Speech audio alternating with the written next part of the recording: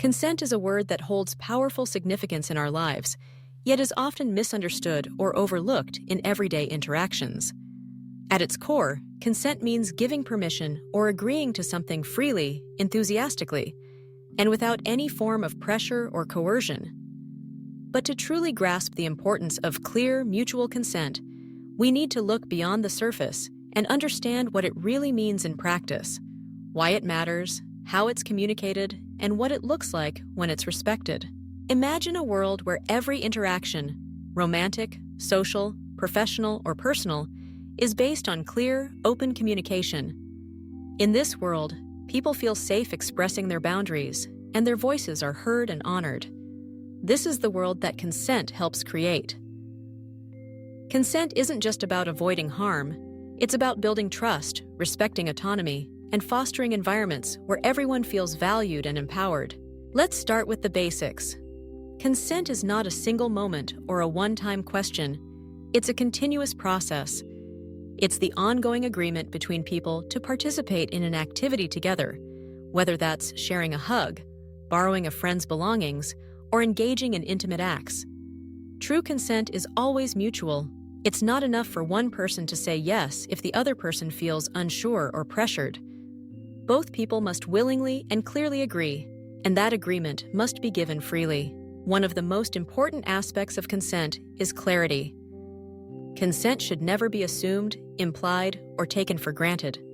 Silence does not mean yes. Hesitation or uncertainty is not a green light. Just because someone agreed to something in the past doesn't mean they're automatically agreeing now. Each situation is unique, and every person has the right to change their mind at any time, for any reason. So how do we make sure that consent is clear? It starts with communication. Asking for consent means checking in, using direct questions, and listening carefully to the response. It's as simple as saying, "Is this okay?" "Do you want to keep going?" Or, "How are you feeling about this?" It's about creating space for honest answers, even if those answers are uncomfortable or unexpected. If a person says no, seems uncertain, or doesn't respond enthusiastically, their boundaries must be respected, immediately and without question. Consent also means paying attention to nonverbal cues. Sometimes people may find it difficult to say no out loud. They might freeze, pull away, or look uncomfortable. These are all signs that someone may not be fully comfortable or ready to proceed. It's essential to be aware of these cues and check in if something feels off. Respecting consent means responding to both words and actions, ensuring that everyone involved feels safe and heard. But why is mutual consent so important? At its heart, consent is about respect.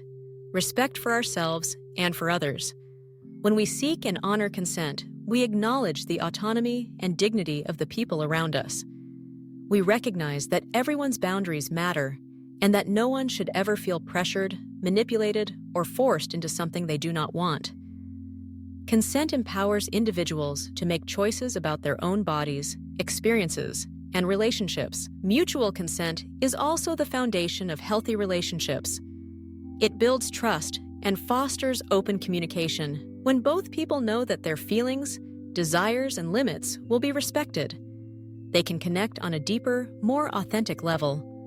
This trust makes it easier to express needs, set boundaries, and navigate disagreements without fear of judgment or retaliation. It's important to remember that consent is not just relevant in romantic or sexual contexts. It applies to all areas of life: friendships, family, work, and everyday interactions. For example, asking before posting a photo of someone online, checking if a friend is comfortable before giving them a hug, or making sure a colleague is okay with sharing a workspace. In each of these situations, consent ensures that everyone's preferences are considered and respected. Teaching the importance of clear mutual consent starts with open conversations, at home, in schools, and within our communities. It means modeling respectful behavior, encouraging questions, and creating environments where people feel safe to speak up about their boundaries.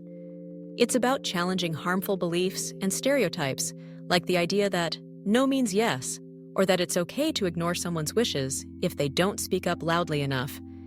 These myths only serve to undermine consent and perpetuate a culture of disregard. We also need to recognize that consent is a learned skill. Many of us grow up without clear guidance on how to ask for or give consent. We might be taught to prioritize other people's comfort over our own, or to avoid saying no for fear of being rude or difficult. By educating ourselves and others, we can break these patterns and create new norms based on respect and empowerment. One way to practice consent is to start small.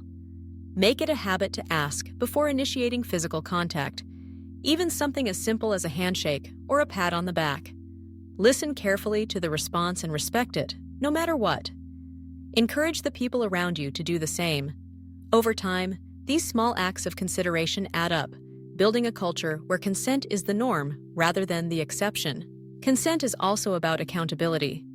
Mistakes can happen, and sometimes we may misread a situation or act without thinking. What matters is how we respond. If someone tells us that we've crossed a boundary, "Nishi mai anshaiji," it's important to listen, apologize sincerely, and learn from the experience. Defensiveness or denial only makes things worse. True respect means taking responsibility for our actions and striving to do better. Ultimately, consent is about more than just avoiding harm. It's about creating positive, fulfilling connections with others. It's about making sure that everyone involved feels safe, heard, and valued.